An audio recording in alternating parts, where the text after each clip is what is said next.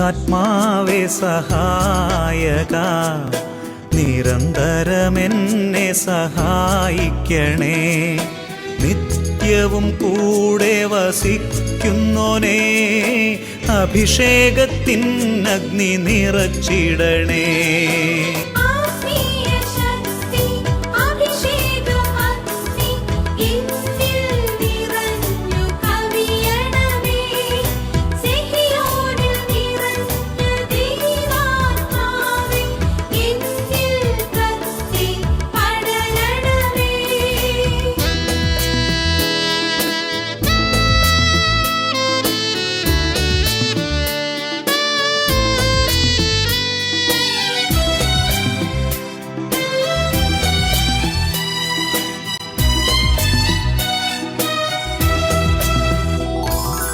എന്നുള്ളിൽ നിറയുന്ന ദൈവിക ശക്തി ലൗകിക ശക്തിയെ തകർത്തിടുന്നു.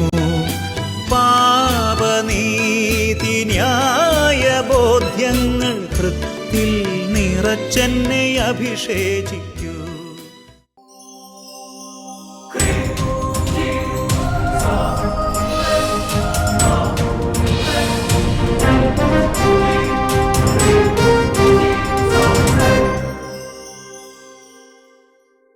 Hallelujah. Hallelujah. Praise the Lord. Praise the Lord. അഭിഷേകാഗ്നിയുടെ എല്ലാ പ്രേക്ഷകർക്കും യേശു ക്രിസ്തുവിൻ്റെ ധന്യ നാമത്തിൽ കൃപയും സമാധാനവും. Praise the Lord. Praise the Lord. Hallelujah. Hallelujah. ഒരു അനുഭവം ശ്രദ്ധിച്ച് വചന ശുശ്രൂഷയിലേക്ക് പ്രവേശിക്കാം. എൻ്റെ പേര് മോനിക്ക. ഞാൻ കൊല്ലം രൂപതയിൽ മുക്കാൽ ഇടവകയിൽ നിന്നാണ് വരുന്നത്. എനിക്ക് 3 വർഷമായിട്ട് ഛർദിലുണ്ടായിരുന്നു. നിർത്താതെ ഛർദിക്കുമായിരുന്നു. 10ാം ക്ലാസ് മുതൽ തുടങ്ങിയതാണ്. +2 ആയപ്പോഴത്തേക്ക് കൂടി വെള്ളം പോലും കുടിക്കാൻ പറ്റാത്ത അവസ്ഥയായി. നിർത്താതെ വെള്ളം കുടിക്കാൻ പറ്റാത്ത സ്ഥിതിയായി. അസുഖമൊന്നും ആരും കണ്ടുപിടിച്ചില്ല. ഒരു ദിവസം തന്നെ 2-3 ട്രിപ്പ് ഇടും, കൊണ്ടുവരും. വൈകുന്നേരം ആകുമ്പം പഴയപടി വീണ്ടും ഛർദിച്ച് ആശുപത്രിക്ക് കൊണ്ടുപോകും. ആശുപത്രിക്കാർ കൊണ്ടുപോയാൽ എന്ത് ചെയ്യും? അവരിങ്ങനെ കുറേ സാധനങ്ങളൊക്കെ ശരീരത്തിലേക്ക് ട്രിപ്പൊക്കെ ഇട്ട് ഇതൊക്കെ അല്ലേ. ഒരു ദിവസം തന്നെ 2-3 ട്രിപ്പൊക്കെ ഇടും എപ്പോഴും. 2 മാസം 3 മാസത്തോളം സ്കൂളിലൊന്നും പോകാൻ പറ്റിയില്ല. അങ്ങനെ സ്കൂളിൽ പോകാൻ പറ്റാത്ത സ്ഥിതിയായി. അപ്പം സാറ് ഛർദിയല്ല കേട്ടോ. എന്നിട്ട് വേറൊരു ഹോസ്പിറ്റലിൽ കാണിച്ചപ്പോൾ അവർ എൻഡോസ്കോപ്പി ചെയ്യാൻ പറഞ്ഞു. അങ്ങനെ എൻഡോസ്കോപ്പി ചെയ്തപ്പം കുടലിലും അതിൻ്റെ ബോർഡറിലും എല്ലാം പൂപ്പലായി. മരുന്ന് തന്നു, പക്ഷെ മരുന്ന് എന്നിട്ടും മാറിയില്ല. വീണ്ടും ഛർദിൽ തുടരുമായിരുന്നു. എന്ത് മരുന്ന് കഴിച്ചാലും ശരി ഇഫക്റ്റീവ് ആകുന്നു, ഫലിക്കുന്നില്ല. അങ്ങനെ ഡോക്ടർ പറഞ്ഞു ഇനി വെച്ചുകൊണ്ടിരിക്കാൻ പറ്റത്തില്ല, അഡ്മിറ്റ് ചെയ്ത് ചികിത്സിക്കണമെന്ന് പറഞ്ഞു. അങ്ങനെ അതൊരു വ്യാഴാഴ്ചയായിരുന്നു പറഞ്ഞത്. പിറ്റേന്ന് വെള്ളിയാഴ്ച അമ്മ അഭിഷേകാഗ്നി കണ്ട്.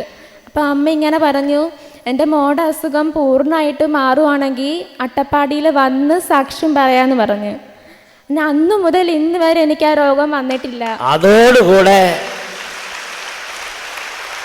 പിന്നെ ഛർദിയില്ല. പിന്നെ ഛർദിച്ചിട്ടില്ല. എത്ര കാലം വിഷമിച്ചതാണ്. ഛർദിച്ച് ഒരു ദിവസം 3 തവണ ആശുപത്രി കൊണ്ടുപോകുക. 2-3 മാസം സ്കൂളിൽ പോകാതിരിക്കുക. എന്തായിരിക്കും ആ കുട്ടിയുടെ വിഷമം? ക്ലാസ്സൊക്കെ ഒരുപാട് പോയി.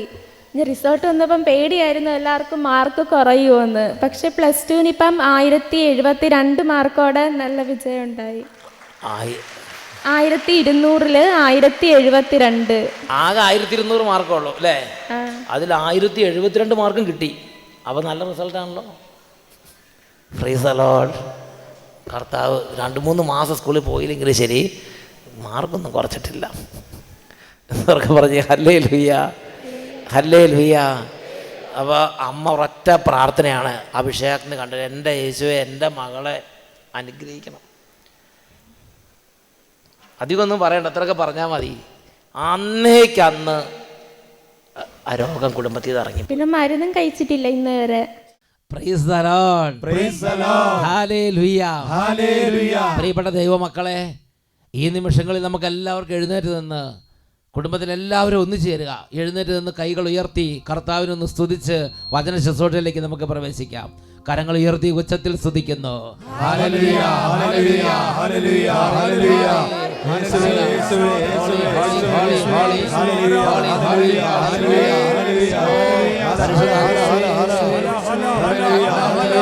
ഹല്ലേലൂയ ഇപ്പോൾ ഇപ്പോൾ ഇടപെടണമേ, എല്ലാ ജീവിതങ്ങളെ സ്പർശിക്കണമേ. ഹല്ലേലൂയ ഹല്ലേലൂയ ഹല്ലേലൂയ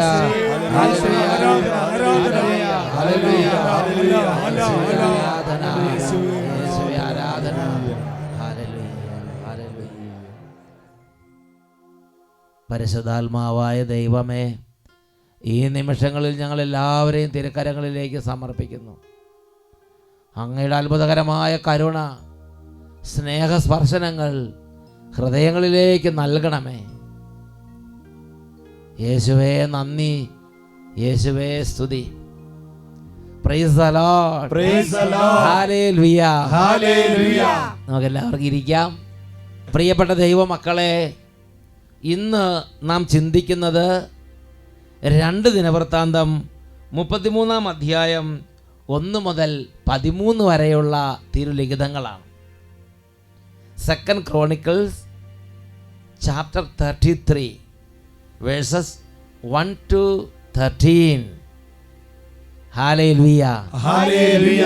അവിടെ ദൈവം വളരെ നല്ല നിലയിൽ ആരംഭിക്കാൻ കൃപ കൊടുത്ത ഒരു രാജാവിൻ്റെ കഥയാണ്. ആ രാജാവിൻ്റെ പേരാണ് മനാസെ. മനാസെ രാജാവ് ഹെസക്കിയ രാജാവിൻ്റെ മകനാണ്. ഹെസക്കിയ രാജാവിനെ കുറിച്ച് ബൈബിളിൽ നമ്മൾ വായിക്കുന്നത് എങ്ങനെയാണ്? ദൈവ ഭയമുള്ളവനും ദൈവത്തിന് പ്രീതികരമായി ജീവിച്ച് ദൈവത്തെ പ്രസാദിപ്പിച്ച, ദൈവവചനം പാലിക്കുന്നതിൽ ശുഷ്കാന്തി ഉണ്ടായിരുന്ന, ദൈവജനത്തെ മുഴുവൻ ദൈവത്തിലേക്ക് നയിച്ച വിശുദ്ധനായ ഒരു രാജാവായിരുന്നു ഹെസക്കിയ രാജാവ്. അതുകൊണ്ട് ഹെസക്കിയയുടെ മരണത്തെക്കുറിച്ച് പ്രവാചകൻ ഹെസക്കിയയെ അറിയിച്ചപ്പോൾ ഹെസക്കിയ ദൈവസന്നിധിയിൽ കരഞ്ഞു പ്രാർത്ഥിച്ചു. ഹെസക്കിയയുടെ ആയുസ് 15 വർഷം ദൈവം നീട്ടിക്കൊടുത്തു. അതുപോലെ ദൈവത്തിന് ഇഷ്ടമുണ്ടായിരുന്ന ഒരു രാജാവാണ് ഹെസക്കിയ രാജാവ്. ആ വിശുദ്ധനായ രാജാവിൻ്റെ, ആ നല്ല രാജാവിൻ്റെ മകനായിട്ടാണ് മനാസെ എന്ന രാജാവ് ജനിച്ചത്. പ്രിയപ്പെട്ട സഹോദരങ്ങളെ, 2 ദിനവൃത്താന്തം 33 അധ്യായം അതിൽ 1-ാമത്തെ തിരുലിഖിതം. മനാസെ 12-ാമത്തെ വയസ്സിൽ രാജാവായി. അവൻ ജെറൂസലേമിൽ 55 വർഷം ഭരിച്ചു. 12-ാമത്തെ വയസ്സിൽ അവൻ രാജാവായി. അവൻ രാജാവാകുമ്പോൾ കൊട്ടാരമുണ്ട്, അവൻ രാജാവാകുമ്പോൾ രാജ്യമുണ്ട്, സൈന്യമുണ്ട്, അത് എല്ലാ സംവിധാനങ്ങളും ഉണ്ട്. അപ്പനായ ഹെസക്കിയ രാജാവിൻ്റെ കാലത്ത് ദൈവഭയത്തോടെ ജീവിച്ച് ദൈവം അനുഗ്രഹിച്ച രാജ്യം. ഉച്ചത്തിൽ പറയാ ഹല്ലേലൂയ ഹല്ലേലൂയ ഹല്ലേലൂയ ഹല്ലേലൂയ. ഈ വചനം കേട്ടുകൊണ്ടിരിക്കുന്ന അനേകരുടെ സ്ഥിതി ഇങ്ങനെയാണ്. അപ്പനമ്മമാരുടെ കാലത്ത് അവർ പ്രാർത്ഥിച്ചു, അവർ ദൈവത്തെ വിളിച്ചപേക്ഷിച്ചു, ദേവാലയങ്ങളിലേക്ക് പോയി, വിശുദ്ധ കൂദാശകൾ സ്വീകരിച്ചു, ദൈവവചനം പാലിച്ചു, ദൈവത്തിന് 1-ാം സ്ഥാനം കൊടുത്തു. അവർ ദൈവഭയത്തോടെ ജീവിച്ചു, ദൈവം അനുഗ്രഹിച്ചു, മേൽക്കുമേൽ സമൃദ്ധി നൽകി, സമ്പത്ത് നൽകി. മക്കൾ ജനിച്ചപ്പോൾ വീടുണ്ട്, വാഹനമുണ്ട്, സമ്പത്തുണ്ട്, ആരോഗ്യമുണ്ട്, സൗന്ദര്യമുണ്ട്, ഒന്നിനും കുറവില്ലാതെ പഠിക്കാൻ സൗകര്യമുണ്ട്, യൂണിവേഴ്സിറ്റികളിൽ പോകാൻ സൗകര്യമുണ്ട്. എല്ലാ വിധത്തിലും അനുഗ്രഹത്തോടെ ഈ ഭൂമിയിലേക്ക് ജനിക്കാൻ ദൈവത്തിൻ്റെ അനുഗ്രഹം ലഭിച്ച ധാരാളം പേര് ഇന്ന് ഈ വചനം കേട്ടുകൊണ്ടിരിക്കുന്നുണ്ട്. ഒന്നുറക്കെ പറഞ്ഞേ ഹല്ലേലൂയ ഹല്ലേലൂയ. എന്നാൽ നമുക്ക് നമ്മുടെ കർത്താവിനോട് തിരിച്ചുള്ള മനോഭാവം എന്താണ് എന്ന് ചിന്തിക്കണം. ഇവിടെ ഈ മനാസെ രാജാവ് എന്താണ് ചെയ്തത്? 2-ാമത്തെയും 3-ാമത്തെയും തിരുലിഖിതങ്ങളിൽ നമ്മൾ വായിക്കുന്നത് എങ്ങനെയാണ്? ഇസ്രായേൽ ജനത്തിൻ്റെ മുമ്പിൽ നിന്ന് കർത്താവ് തുരത്തിയ ജനതകളുടെ മ്ലേച്ഛാചാരങ്ങൾ അനുകരിച്ച് അവൻ അവിടുത്തെ സന്നിധിയിൽ തിന്മ പ്രവർത്തിച്ചു. തൻ്റെ പിതാവായ ഹെസക്കിയ നശിപ്പിച്ച പൂജാഗിരികൾ അവൻ പുതുക്കി പണിതു. ബാലിന് ബലിപീഠങ്ങൾ നിർമ്മിച്ചു, അക്ഷേര പ്രതിഷ്ഠകൾ സ്ഥാപിച്ചു, ആകാശഗോളങ്ങളെ സേവിക്കുകയും ആരാധിക്കുകയും ചെയ്തു. ഇതായിരുന്നു അവൻ്റെ ഹരം. അവന് ദൈവഭയമോ ദൈവവചനം പാലിക്കുന്നതിൽ ശുഷ്കാന്തിയോ ജനത്തെ ദൈവത്തിലേക്ക് നയിക്കുന്നതിന് ഉത്സാഹമോ അല്ല ഉണ്ടായിരുന്നത്. ദൈവം അനുഗ്രഹിച്ചു. എല്ലാ അനുഗ്രഹത്തിൻ്റെ നടുവിൽ അനുഗ്രഹത്തിൻ്റെ മുടിചൂടാമനായിരിക്കുമ്പോൾ അവന് ദൈവഭയമോ പ്രാർത്ഥനയോ അല്ല, പാപം ചെയ്യുന്നതിന് ആവേശം, പാപം ചെയ്യുന്നതിന് ഹരം. ദൈവത്തെ വിട്ട് ദൈവത്തിൽ നിന്ന് അകന്നു പോകുന്നതിലൊരു സന്തോഷം അവനെ ഗ്രസിച്ചു. എന്തെല്ലാം ദൈവവചനം ചെയ്യരുത് എന്ന് കൽപ്പിച്ചിട്ടുണ്ടോ അതെല്ലാം മത്സരിച്ച് ചെയ്യുന്ന ഒരു വ്യക്തിയായി അവൻ രൂപാന്തരപ്പെട്ടു. പ്രിയപ്പെട്ട ദൈവപൈതലേ, വ്യക്തിപരമായ ജീവിതത്തെക്കുറിച്ച് ഇപ്പോൾ ചിന്തിക്കണം. ദൈവം എന്നെ അനുഗ്രഹിച്ചു, ആരോഗ്യം തന്നു, നല്ല ആരോഗ്യം തന്നു, നല്ല ശരീരം തന്നു, നല്ല കുടുംബം തന്നു, നല്ല അന്തരീക്ഷം തന്നു, ബുദ്ധി തന്നു, കഴിവ് തന്നു. ദൈവത്തോട് അടുക്കുകയാണോ, ദൈവത്തിൽ നിന്ന് അകന്ന് ദൈവത്തോട് മത്സരിക്കുന്ന ഒരു അന്തരംഗമാണോ രൂപപ്പെടുന്നത് എന്ന് ചിന്തിക്കണം. 4-5 വാക്യങ്ങൾ കാണുന്ന ഇങ്ങനെയാണ്: ജെറൂസലേമിൽ എൻ്റെ നാമം എന്നേക്കും വസിക്കുമെന്ന് ഏത് ആലയത്തെക്കുറിച്ച് കർത്താവ് അരുളി ചെയ്തിരുന്നുവോ ആ ആലയത്തിൽ അവൻ ബലിപീഠങ്ങൾ നിർമ്മിച്ചു. ദേവാലയത്തിൻ്റെ 2 അങ്കണങ്ങളിലും അവൻ ആകാശഗോളങ്ങൾ സ്ഥാപിച്ചു. കർത്താവിൻ്റെ ആലയത്തിൻ്റെ ഉള്ളിൽ തന്നെ അന്യവിഗ്രഹങ്ങളെയും അന്യദൈവന്മാരെയും അവൻ കൊണ്ടുവന്ന് പ്രതിഷ്ഠിച്ചു. ആകാശബിംബങ്ങളെയും ആകാശഗോളങ്ങളെയും ആകാശദേവതമാരെയെല്ലാം അവൻ കൊണ്ടുവന്ന് സ്ഥാപിക്കുന്ന ഒരു പ്രത്യേക തരത്തിലുള്ള അധപതനത്തിലേക്ക് അവൻ്റെ അന്തരംഗം നീങ്ങി. പ്രിയപ്പെട്ട സഹോദരങ്ങളെ, ദൈവവചനം അനുസരിച്ച് വളരെ പ്രത്യാഘാതം കൊണ്ടുവരുന്ന പാപമാണ് 1-ാം പ്രമാണ ലംഘനം. ഈ രാജാവിൻ്റെ ഹരം 1-ാം പ്രമാണ ലംഘനത്തിലായിരുന്നു. വിഗ്രഹാരാധന, ഐഡോളേറ്ററി, വിഗ്രഹാരാധന. രാജാവ് ഹരം പിടിച്ചിരിക്കുകയാണ്. ആർക്കും അവനെ തിരുത്താൻ പറ്റുന്നില്ല. അവൻ പടക്കളത്തിലേക്ക് പായുന്ന കുതിരയെ പോലെ ഒന്നിനു പിറകെ ഒന്നായി വചനങ്ങൾ ലംഘിച്ച് ദൈവത്തോട് മത്സരിച്ച് അവൻ മുന്നേറി. വീണ്ടും നമ്മൾ വചനത്തിൽ വായിക്കുന്നത് എങ്ങനെയാണ്? 6-ാമത്തെ 7-ാമത്തെ തിരുലിഖിതം: സ്വന്തം പുത്രന്മാരെ അവൻ ബെൻഹിന്നോം താഴ്വരയിൽ ഹോമിച്ചു. സ്വന്തം മക്കളെ കൊന്ന് ബലി ചെയ്യുക, സ്വന്തം മക്കളെ കൊന്ന് രക്തം ഒഴുക്കുന്നൊരപ്പൻ. സ്വന്തം പുത്രന്മാരെ അവൻ ബെൻഹിന്നോം താഴ്വരയിൽ ഹോമിച്ചു. ജ്യോത്സ്യം, ആഭിചാരം, ശകുനം എന്നിവ സ്വീകരിക്കുകയും പ്രേതാവിഷ്ടരുടെയും മന്ത്രവാദികളുടെയും ഉപദേശം ആരായുകയും ചെയ്തു. കർത്താവിൻ്റെ മുമ്പിൽ തിന്മ പ്രവർത്തിച്ച് അവൻ കർത്താവിനെ പ്രകോപിപ്പിച്ചുകൊണ്ടേയിരുന്നു. ഒരു മനുഷ്യൻ്റെ ഹൃദയം ദൈവത്തിന് ഒരുപാട് നന്മകൾ സ്വീകരിച്ച ഒരു അപ്പൻ്റെ മകൻ ഒരു തരി സെക്കൻഡ് നേരം ദൈവത്തെക്കുറിച്ച് അവന് ചിന്തയില്ല.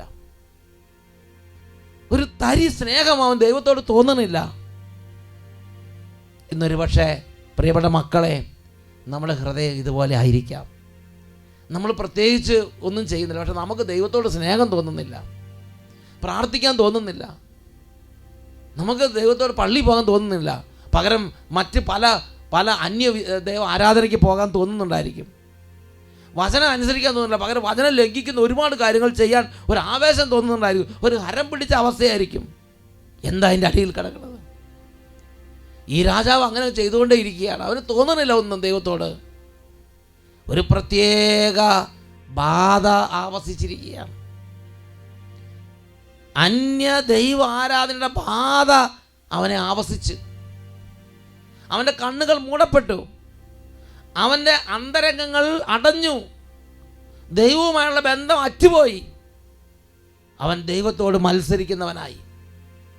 പ്രിയപ്പെട്ട ദൈവപൈതലേ, ഇന്നൊരു പക്ഷേ ഇങ്ങനെയാണെങ്കിൽ നമ്മുടെ ഹൃദയത്തിൻ്റെ അവസ്ഥ തിരിച്ചറിഞ്ഞ് കർത്താവിൻ്റെ സന്നിധി പറയണം, എൻ്റെ സ്ഥിതി ഇങ്ങനെയാണ് കർത്താവേ.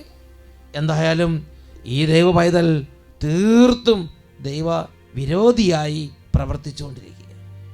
9-ാമത്തെ തിരുലിഖിതം: ഇസ്രായേൽ ജനത്തിൻ്റെ മുമ്പിൽ കർത്താവ് നശിപ്പിച്ച ജനതകൾ ചെയ്തിരുന്നതിനേക്കാൾ വലിയ തിന്മ ചെയ്യാൻ യൂദയായെയും ജെറൂസലേമിനെയും മനാസെ പ്രേരിപ്പിച്ചു. മനാസെ രാജാവ് തെറ്റ് ചെയ്തു എന്ന് മാത്രമല്ല, രാജ്യത്തുള്ള ജനങ്ങളെ മുഴുവൻ പുത്രന്മാരെ ഹോമിക്കാൻ അവൻ നിർബന്ധിക്കുകയാണ്. ദൈവം നശിപ്പിച്ച ജനതകൾ ചെയ്തിരുന്നതിനേക്കാൾ വളരെ മ്ലേച്ഛമായി ദൈവവചനങ്ങൾ ലംഘിക്കാൻ അവൻ ജനങ്ങളെ നിർബന്ധിക്കുക. അവൻ തന്നെ തെറ്റ് ചെയ്തു, ജനങ്ങളെ മുഴുവൻ നിർബന്ധിക്കുക. രാജ്യത്തിൻ്റെ ഒരറ്റം തൊട്ട് മറ്റേ അറ്റം വരെ അവൻ വിഗ്രഹങ്ങൾ കൊണ്ട് നിറച്ചു. രാജ്യത്തിൻ്റെ ഒരറ്റം തൊട്ട് മറ്റേ അറ്റം വരെ മക്കളെ ഹോമിച്ച് രക്തമൊഴുക്കി. അങ്ങനെ പാപക്കറ പുരണ്ട കൈകൾ, പാപക്കറ പുരണ്ട രാജ്യം, പാപക്കറ പുരണ്ട ജനത. ഉച്ചത്തിൽ പറയാ ഹല്ലേലൂയ, ഹല്ലേലൂയ, ഹല്ലേലൂയ, ഹല്ലേലൂയ. പ്രിയപ്പെട്ട സഹോദരങ്ങളെ, വചനം പഠിപ്പിക്കുന്നതിനെയാണ് ദൈവം ഒരുവൻ്റെ പാപത്തെ പ്രതി അവനെ ശിക്ഷിക്കാൻ തുടങ്ങുമ്പോൾ അവന് പ്രിയങ്കരമായതിനെല്ലാം കീടത്തെ പോലെ നശിപ്പിക്കുന്നു. ഇതാ ഒരു രാജ്യത്തെ ഇവനെതിരായി ദൈവം ഉയർത്തിക്കൊണ്ടുവന്നു. 10-11 തിരുലിഖിതങ്ങൾ കർത്താവ് മനാസയോടും ജനത്തോടും സംസാരിച്ചു, പക്ഷേ അവർ വകവെച്ചില്ല. അതിനാൽ കർത്താവ് അസീറിയ രാജാവിൻ്റെ സേനാധിപന്മാരെ അവർക്കെതിരെ അയച്ചു. അവർ മനാസയെ കൊളുത്തിട്ട് പിടിച്ച് ഓട്ടുചങ്ങലകളാൽ ബന്ധിച്ച് ബാബിലോണിലേക്ക് കൊണ്ടുപോയി. ദൈവം ഈ മനാസെ രാജാവിനോടും ജനങ്ങളോടും അവരുടെ പാപത്തിൻ്റെ നാളുകളിൽ അനേകം പ്രവാചകന്മാരെ അയച്ച് ഹൃദയസ്പർശിയായ വിധം സംസാരിച്ചു. പക്ഷേ ബൈബിൾ പറയുകയാണ്, എന്നാൽ അവർ വകവെച്ചില്ല.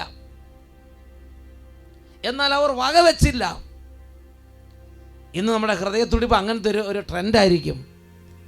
ദൈവവചനത്തെ വകവെക്കാൻ തോന്നുന്നില്ല, ആത്മീയ ഉപദേശങ്ങളെ വകവെക്കാൻ തോന്നുന്നില്ല, ശുശ്രൂഷകളെ വകവെക്കാൻ തോന്നുന്നില്ല. അവർ വകവെച്ചില്ല, തന്നിഷ്ടം പ്രവർത്തിച്ചു. വരണ്ടതും കുതിർന്നതും ഒന്നുപോലെ എന്ന ഭാവത്തിൽ ഞാൻ എൻ്റെ സ്വന്തം ഇഷ്ടത്തിന് നടന്നാലും ദൈവം എന്നെ അനുഗ്രഹിക്കുമെന്ന് പറഞ്ഞ് തന്നെ ആശീർവദിക്കുന്നവൻ വിഷഫലം കായ്ക്കുന്ന കയ്പ് വൃക്ഷത്തിൻ്റെ വിഷവേര് എന്ന് നിയമാവർത്തന ഗ്രന്ഥത്തിൽ 29-ാമത്തെ അധ്യായത്തിൽ പഠിപ്പിക്കുകയാണ്. പ്രിയപ്പെട്ട സഹോദരൻ, അതേപോലെയുള്ള മെൻറ്റാലിറ്റി, ഞാൻ എങ്ങനെ നടന്നാലും കുഴപ്പമൊന്നുമില്ല, ദൈവത്തിന് എന്നെ അറിയാം. ഒരാൾക്ക് ഒരു കാര്യം പറഞ്ഞു തരാൻ പറ്റാത്ത സ്ഥിതി. Praise the Lord, praise the Lord. എന്നാൽ അവർ വകവെച്ചില്ല. അപ്പോൾ പാപത്തിൻ്റെ പ്രത്യാഘാതം അവരുടെ ജീവിതത്തിലേക്ക് വന്നു.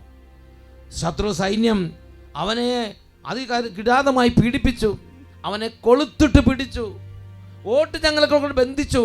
അവനെ ഇസ്രായേലിൽ നിന്ന്, യൂദയായിൽ നിന്ന് ബാബിലോണിലേക്ക്, ഇന്നത്തെ ഇറാഖിലേക്ക് അവനെ കൊളുത്തിട്ട് പിടിച്ച് ഓട്ടുചങ്ങൽ കെട്ടി വളരെ പട്ടാളത്തിൻ്റെ കിരാതമായ ആ മർദ്ദനങ്ങളൊക്കെ ചെയ്ത് അവനെ ബാബിലോണിലേക്ക് അടിമച്ചങ്ങലയിട്ട് പൂട്ടിക്കൊണ്ടുവന്നു. അങ്ങനെ ഇന്ന് വലിയ പാതാളക്കിണർ പോലുള്ള ഇരുട്ടറയിൽ അവൻ തടവിൽ കഴിയുകയാണ്. അവൻ്റെ മക്കളെല്ലാം അന്യ രാജ്യക്കാർ പിടിച്ചുകൊണ്ടുപോയി. അവൻ്റെ ഭാര്യ, കൊട്ടാരം എല്ലാം നഷ്ടപ്പെട്ടു. സർവ്വതും നഷ്ടപ്പെട്ട് അധികാരവുമില്ല, ജീവിതവുമില്ല, മക്കളുമില്ല, കുടുംബവുമില്ല, രാജ്യവുമില്ല, ജനതയില്ല, ഒന്നുമില്ലാത്തവനായി ഓട്ടുചങ്ങലകൾ ബന്ധിക്കപ്പെട്ട് എല്ലാം നഷ്ടപ്പെട്ടവനായി ഇരുട്ടറയിൽ കിടക്കുമ്പോൾ അവൻ ദൈവത്തെ ഓർത്തു. അവൻ കഷ്ടതയിൽ അകപ്പെട്ടപ്പോൾ അവൻ ദൈവത്തെ ഓർത്തു. പ്രിയപ്പെട്ട സഹോദരങ്ങളെ, അതാണ് തുടർന്ന് വരുന്ന 12-13 തിരുലിഖിതങ്ങൾ. വചനത്തിൽ വായിക്കുന്നത് എങ്ങനെയാണ്? കഷ്ടതയിലായപ്പോൾ അവൻ തൻ്റെ ദൈവമായ കർത്താവിനോട് കരുണയ്ക്ക് വേണ്ടി യാചിക്കുകയും തൻ്റെ പിതാക്കന്മാരുടെ മുമ്പിൽ തന്നെ അത്യധികം എളിമപ്പെടുത്തുകയും ചെയ്തു. അവൻ ദൈവത്തോട് പ്രാർത്ഥിച്ചു. അവിടുന്ന് പ്രാർത്ഥന കേട്ട് മനാസയെ അവൻ്റെ രാജ്യത്തേക്ക്, ജെറുസലേമിലേക്ക് തിരികെ കൊണ്ടുവന്നു. കർത്താവാണ് ദൈവമെന്ന് അപ്പോൾ അവൻ മനസ്സിലാക്കി. ഒന്ന് ഉച്ചത്തിൽ പറഞ്ഞേ ഹല്ലേലൂയ, ഹല്ലേലൂയ. ജീവിതം തകർന്നു, എല്ലാം നഷ്ടപ്പെട്ടു, ഒന്നുമില്ലാത്തവനായി ഇരുട്ടറയിൽ കടക്കുമ്പോൾ അവന് ദൈവത്തെക്കുറിച്ച് ഓർമ്മയുണ്ടായി.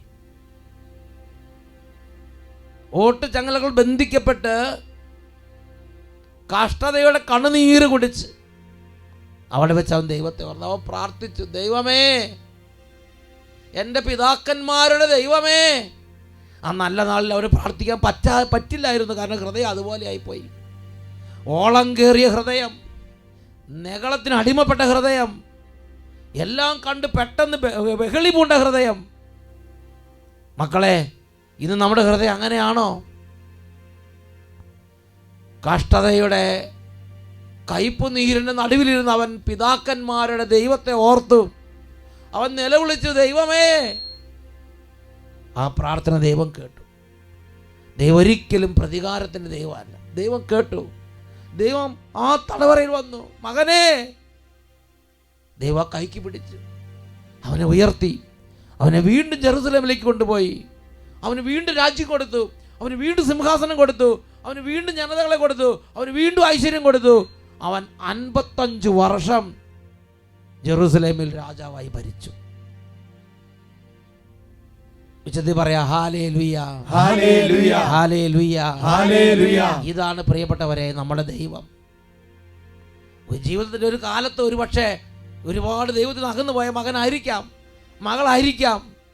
ഇന്ന് കർത്താവ് തൊട്ട് വിളിക്കുകയാണ്. യെശയ്യായുടെ പുസ്തകം 1-ാം അധ്യായം 2-3 തിരുലിഖിതങ്ങൾ. ആകാശമേ കേൾക്ക, ഭൂതലമേ ചെവി തരിക. ഞാൻ മക്കളെ പോറ്റി വളർത്തി, എന്നാൽ അവരെന്നോട് മത്സരിക്കുന്നു. കാള തൻ്റെ ഉടയവനെ അറിയുന്നു, കഴുത തൻ്റെ യജമാനനെ അറിയുന്നു. എന്നാൽ ജീവിതത്തിൽ അല്ലലും അലട്ടും അറിയാതെ എല്ലാം തികഞ്ഞിരിക്കുമ്പോൾ ജീവനും ജീവിതവും നൽകിയ ദൈവത്തെ അറിയുന്നില്ല. ദൈവത്തോട് മത്സരിക്കുന്നു, പാപത്തിന് മേൽ പാപം ചെയ്യാൻ മത്സരിക്കുന്നു. വീണ്ടും ജെറമ്യായുടെ പുസ്തകത്തിൽ 8-ാം അധ്യായത്തിൽ 7-ാമത്തെ വാക്യത്തിൽ കർത്താവ് ഹൃദയത്തിൻ്റെ വേദന വെളിപ്പെടുത്തുകയാണ്. ആകാശത്തിൽ പറക്കുന്ന ഞാറപ്പക്ഷിക്ക് പോലും അതിൻ്റെ കാലം അറിയാം. കൊക്കും മീവൽ പക്ഷിയും തിരിച്ചു വരാനുള്ള സമയം പാലിക്കുന്നു. എൻ്റെ ജനം എന്തുകൊണ്ട് സമയം അറിയുന്നില്ല? മനസ്സെ രാജാവ് ഭാഗ്യവാൻ. അവൻ സമയം അറിയായിരുന്നു. അവൻ തിരിച്ചു നടക്കാനുള്ള സമയം അറിഞ്ഞു. അവൻ ആ സമയത്ത് ഉണർന്നു. അവൻ വിളിച്ചു, ദൈവമേ. ദൈവത്തിൻ്റെ ആ രക്ഷയിലേക്ക് അവന് കടന്നു വരാൻ പറ്റി. മക്കളെ, എഴുന്നേറ്റ് നിൽക്കാം. പരിശുദ്ധ കുർബാനയുടെ മുമ്പിൽ ഈ സമയം നമുക്ക് പ്രാർത്ഥിക്കാം.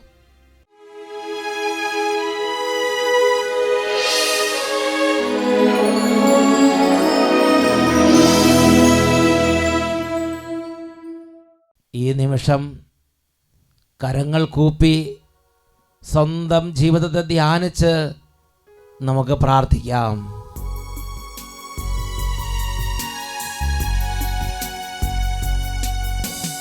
ആകാശമേ കേൾക്കാ,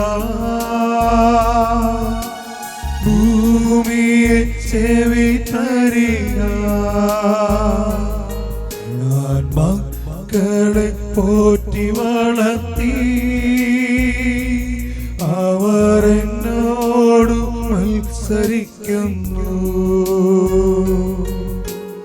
ആകാശമേ കേൾക്കാ, ഭൂമിയെ ചെവി തരിക. ഞാൻ മക്കളെ പോറ്റി വളർത്തി, അവരെന്നോട് മത്സരിക്കുന്നു.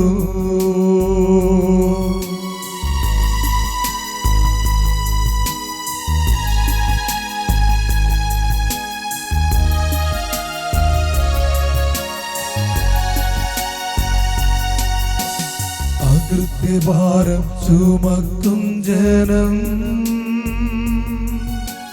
ദുഷ്പ്രവൃത്തിക്കാരുടെ മക്കൾ, വഷളായി നടത്തുന്നവർ, ദൈവമാരെ അറിയുന്നില്ല. അകൃത്യഭാരം ചുമക്കും ജനം, ദുഷ്പ്രവൃത്തിക്കാരുടെ മക്കൾ, വഷളായി നടത്തുന്നവർ, ദൈവമാരെ അറിയുന്നില്ല. ആകാശമേ കേൾക്കാ, ഭൂമിയെ ചെവി തരിക. ഞാൻ മക്കളെ പോ പോറ്റി വളർത്തി അവരെന്നോട് മത്സരിക്കുന്നു.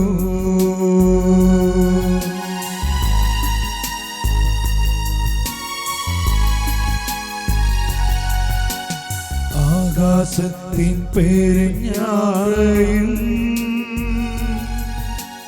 കൊക്കും മീവൽ പക്ഷിയും അവർ തന്റെ കാലമറിയും എൻ ജനമറിയുന്നില്ല. ആകാശത്തിൻ പെരുഞ്ഞാറയും കൊക്കും മീവൽ പക്ഷിയും അവർ തന്റെ കാലമറിയും എൻ ജനമറിയുന്നില്ല. ആകാശമേ കേൾക്ക, ഭൂമിയെ ചെവി തരിക. ഞാൻ മക്കളെ പോറ്റി വളർത്തി അവരെന്നോട് മത്സരിക്കുന്നു. അവരെന്നോട് മത്സരിക്കുന്നു. എല്ലാ ദൈവമക്കളും മുട്ടിന്മേൽ നിന്ന് 2 കരങ്ങൾ ഉയർത്തി യേശുവിലേക്ക് നോക്കി യേശുവേ യേശുവേ യേശുവേ എന്ന് ആവർത്തിച്ച് ഉച്ചത്തിൽ വിളിച്ച് പ്രാർത്ഥിക്കുന്നു. ഹല്ലേലൂയ ഹല്ലേലൂയ യേശുവേ യേശുവേ യേശുവേ യേശുവേ യേശുവേ യേശുവേ. കരങ്ങൾ ഉയർത്തി, സ്വരമുയർത്തി, ഹൃദയം നുറുങ്ങി പൊട്ടിക്കരഞ്ഞ് നിലവിളിക്കുന്നു യേശുവേ യേശുവേ യേശുവേ യേശുവേ